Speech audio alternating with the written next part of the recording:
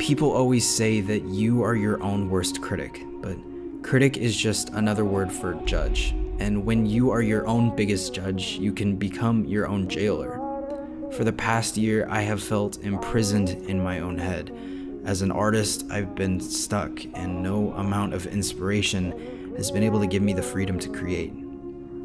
This feeling led me to abandon my personal projects and instead help others bring their visions to life.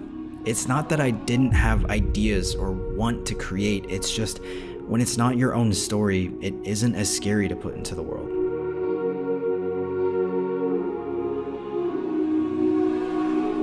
For nearly 6 months, I've worked all around the world helping others. I thought that letting go of the creative decisions would allow me to breathe as an artist. It hasn't worked out. I mean, sure, I've made some money, but at the end of the day, the goals and the dreams I had for myself never went anywhere. I chose to ignore them because I wasn't able to move forward with my ideas with any confidence.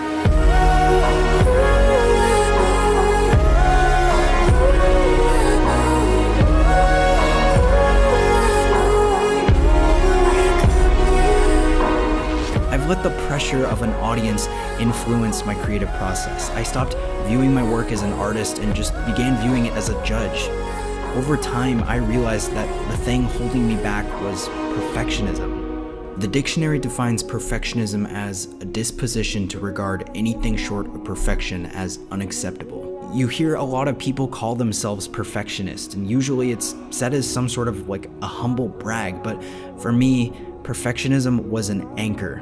The thought of making mistakes was paralyzing. Everything had to be perfect or it wasn't even worth trying. Or so I thought. One simple realization was able to break these binds holding me back. When you look at yourself in a mirror, you don't see what everyone else sees. You're overly critical of every detail. We all wish we could change something we see, but the reality is that those changes are things almost no one else would notice. What I realized is that my art is no different. I was criticizing my work so heavily because I was viewing it in a mirror. I knew what I wanted to see, and if I couldn't make it exactly that, I didn't see any point in trying. But when you view your work like that, you'll never be happy. There's always a change that can be made. It's an endless cycle of judgment and abandonment. Perfection in my mind is a measure of how well something does what it is intended to do. I create art to express myself, sure, but the real goal is to create something that evokes emotion from my audience, from all of you. And if my work does that, then it's as perfect as it needs to be.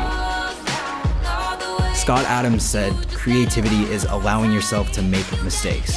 Art is knowing which ones to keep.